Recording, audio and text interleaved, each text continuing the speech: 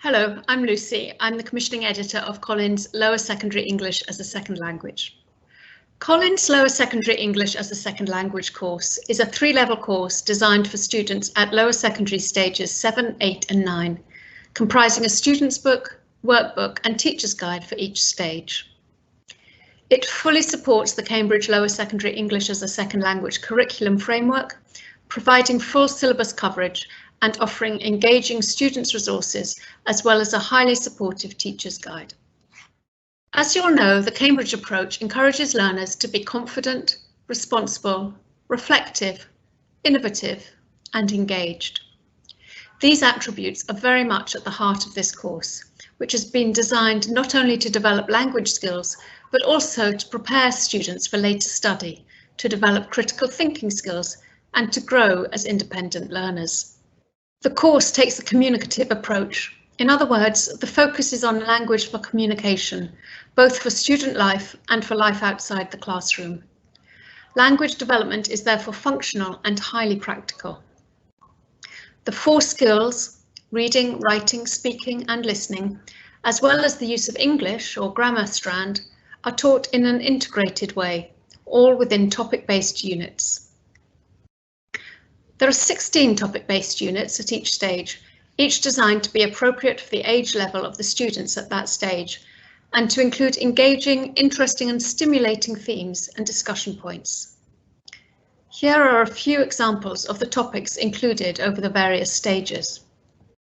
As well as providing comprehensive coverage of all the vocabulary and grammar required by the syllabus, each unit includes activities designed to inspire students to think about the topic, prompting them to question and discuss, often in pairs or small groups, and to self-reflect. Page layouts are clear and colourful, with clearly signposted subheadings introducing the skill and giving an at-a-glance summary of the language point covered in each section. Every 2 units there's a review section, and there's also a mid-year and end-of-year review at key points to help students consolidate what they've learnt. This edition has been fully updated to bring it in line with the new Cambridge curriculum framework. Many of the updates have involved relatively minor changes to learning objectives, while a few have been moved to a higher stage, making some of the skills work less demanding overall. One of the more significant changes to the syllabus has been the addition of learning objectives to the speaking strand, particularly relating to pronunciation. We've therefore added a number of carefully designed activities and features to support the pronunciation learning objectives and to help teachers deliver this, both through activities in the student's book and through comprehensive, supportive notes for teachers in the teacher's guide. The audio files, which are provided free online to accompany the course, also include support with pronunciation, as well as providing comprehension passages for listening exercises.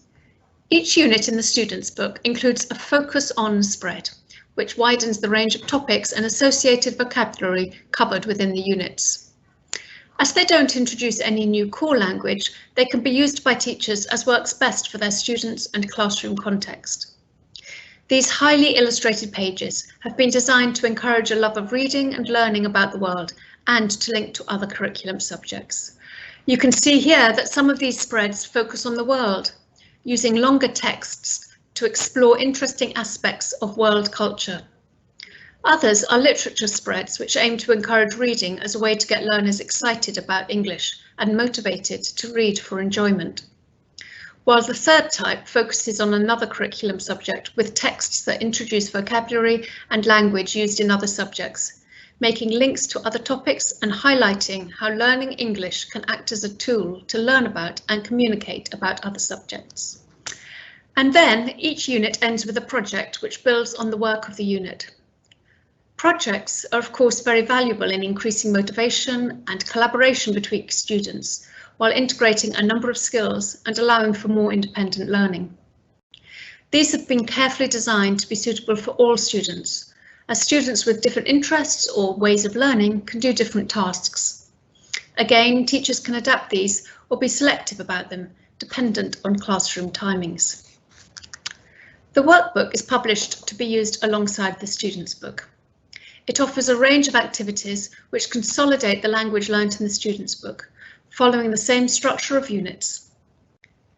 Here you can see that it contains a variety of task types to develop and revise language skills, and it encourages students to self-reflect and check their progress at the end of every unit.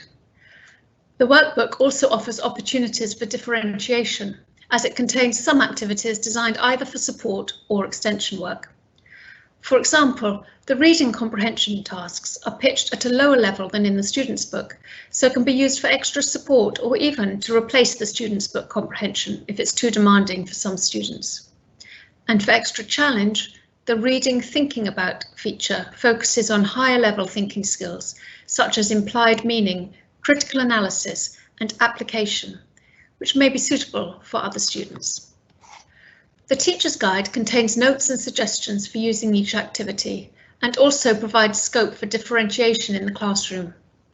It includes ideas for further activities for all skills and additional ideas for topics for writing and speaking practice. It fully covers the curriculum and notes the learning objectives related to each section to help teachers ensure full syllabus coverage. Before the teaching notes for each of the main activities, there's a differentiated learning outcomes box, which suggests appropriate learning outcomes for all students to assist teachers in setting realistic and achievable objectives for students.